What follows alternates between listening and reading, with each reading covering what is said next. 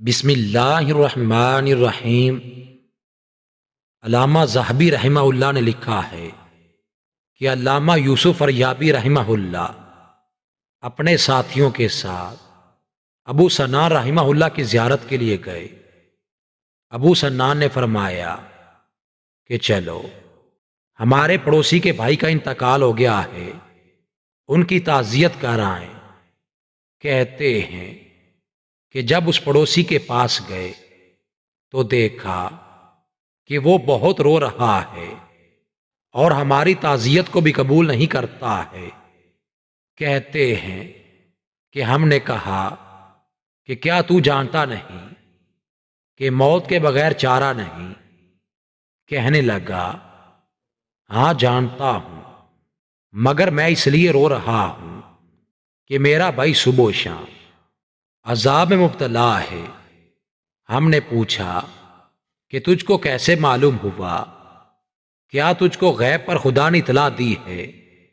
اس نے کہا نہیں، لیکن جب میں نے میرے بھائی کو دفن کر دیا اور اس پر مٹی ہموار کر دی اور لوگ چلے گئے تو میں نے قبر سے اچانک ایک آواز سنی کہ مجھ کو انہوں نے تنہا بٹھا دیا ہے کہ میں عذاب کا اندازہ کروں۔ میں تو نماز پڑھتا تھا، روزے رکھتا تھا۔ یہ سن کر مجھ کو بھی رونا آ گیا۔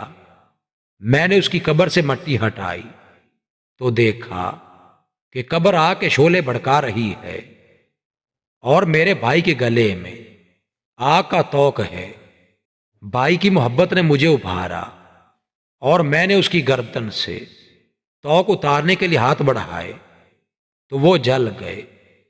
محمد بن یوسف فرماتے ہیں کہ اس نے ہمیں اپنا ہاتھ دکھایا کہ وہ جل کر کالا ہو گیا ہے۔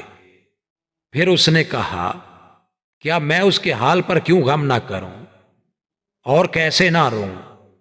محمد فریابی رحمہ اللہ کہتے ہیں کہ ہم نے پوچھا کہ تمہارے بھائی کا ایسا کیا عمل تھا جو وہ اس صورتحال سے دوچار ہوا؟ اس نے کہا وہ اپنے مال کی زکوٰۃ نہیں دیتا تھا۔